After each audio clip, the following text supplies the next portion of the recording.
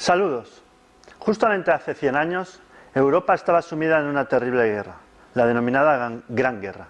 Una guerra que enfrentaba a las principales potencias europeas, pero no solo tuvo como escenarios los territorios de nuestro continente, sino que fue una guerra que implicó a países de otros continentes y también a colonias, por lo que las colonias africanas y asiáticas que comentamos en otra sesión también se vieron inmersos en este conflicto entre las potencias. Es por ello que esta guerra europea recibe el nombre de Primera Guerra Mundial. Primera Guerra Mundial duró 4 años, desde 1914 a 1918. Fue un conflicto que supuso el fin ya definitivo del denominado antiguo régimen o sistema decimonónico que caracterizaba a las monarquías que veíamos como absolutistas o aristócratas. Es ya una guerra contemporánea, una guerra en que los países ya no defienden los intereses de sus aristócratas o las casas nobiliarias, sino defienden los intereses del país como tal, como país liberal que pretende enriquecerse, extender sus dominios y someter a otras potencias y a otros países. Es por ello que analizaremos hoy lo que serían las claves para comprender esta Primera Guerra Mundial en su alcance tanto económico como político como incluso humano. Como principales causas del conflicto podríamos ver en un principio las rivalidades políticas.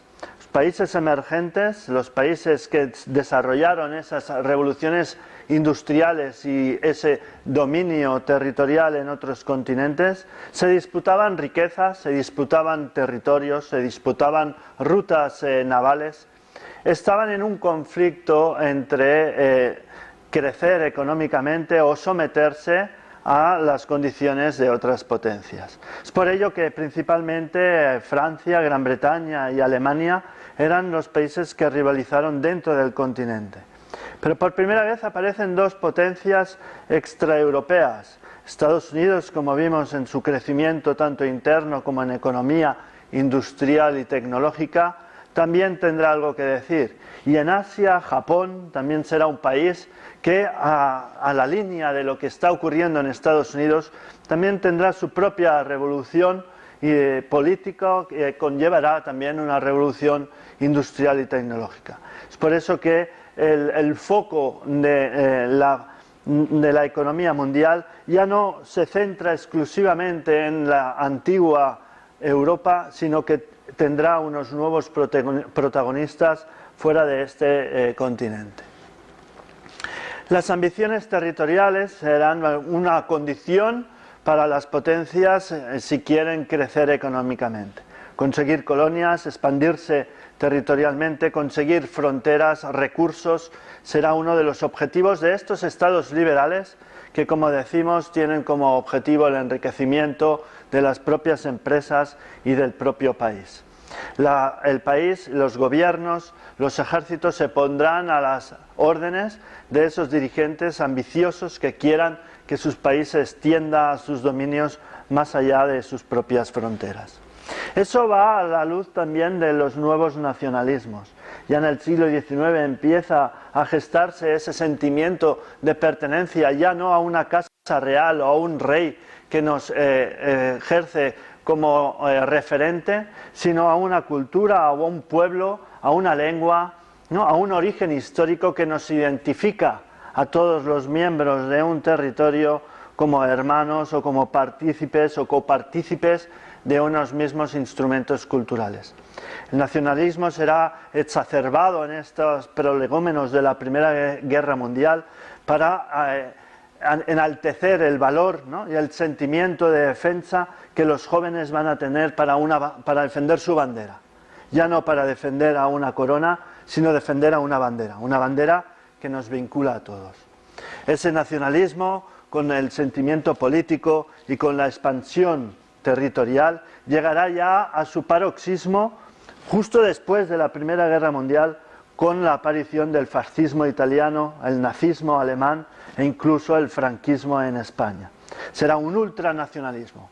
Estas piezas que se están viendo aquí de ese nacionalismo incipiente vendrán a desarrollarse de una forma ya sin parangón en los años 20 con la aparición del ultranacionalismo fascista.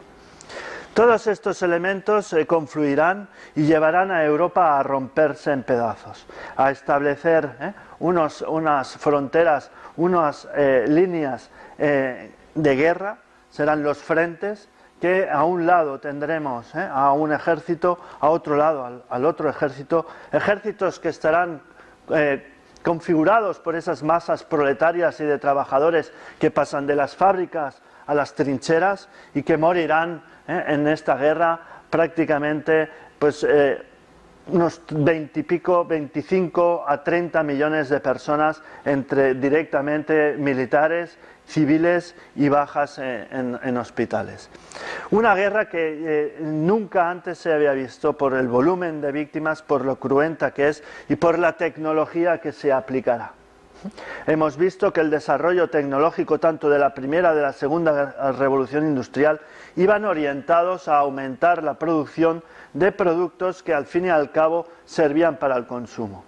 La tecnología se pone al servicio de las empresas, pero ahora en la Primera Guerra Mundial la tecnología se pone al servicio de los estados para dotarlos de armas de destrucción que hasta ese momento eran impensables y que servirán para intentar eliminar físicamente al enemigo. La tecnología en esta edad contemporánea va de la mano de la empresa y de la estrategia militar.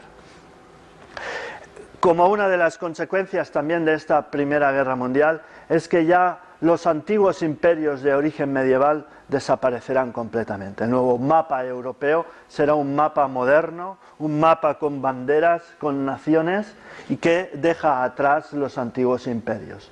Léase como el imperio austrohúngaro, cuyo imperio será fragmentado en muchos y distintos estados, el imperio ruso, que desaparecerá dando pie a la nueva Unión Soviética, el primer estado socialista del mundo, y el imperio otomano, el imperio turco, que también desaparecerá dando pie al origen de la nueva Turquía, circunscrita exclusivamente a la península de Anatolia y a todos los territorios de Oriente Próximo y Oriente Medio, que pasarán a ser colonias de las potencias europeas vencedoras, léase Gran Bretaña y Francia.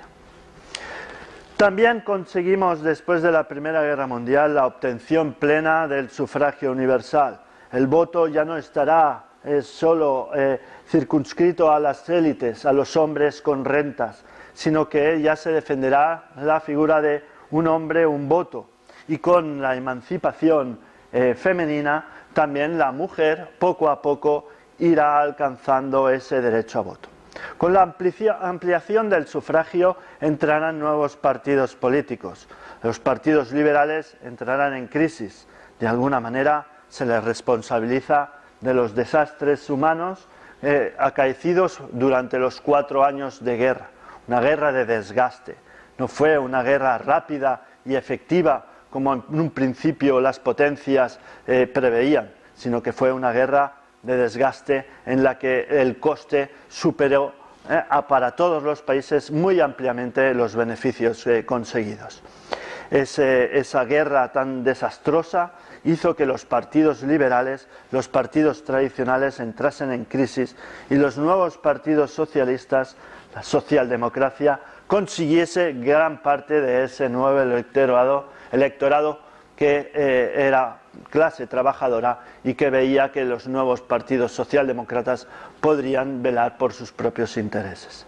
Por otra parte, la mujer que durante la guerra se tuvo que ocupar de las infraestructuras y de las industrias de producción, también ahora, después de la guerra, no querrá regresar a sus tradicionales funciones domésticas, sino que luchará por tener los mismos derechos que el hombre, derecho a las propiedades, el derecho al voto y también el derecho laboral.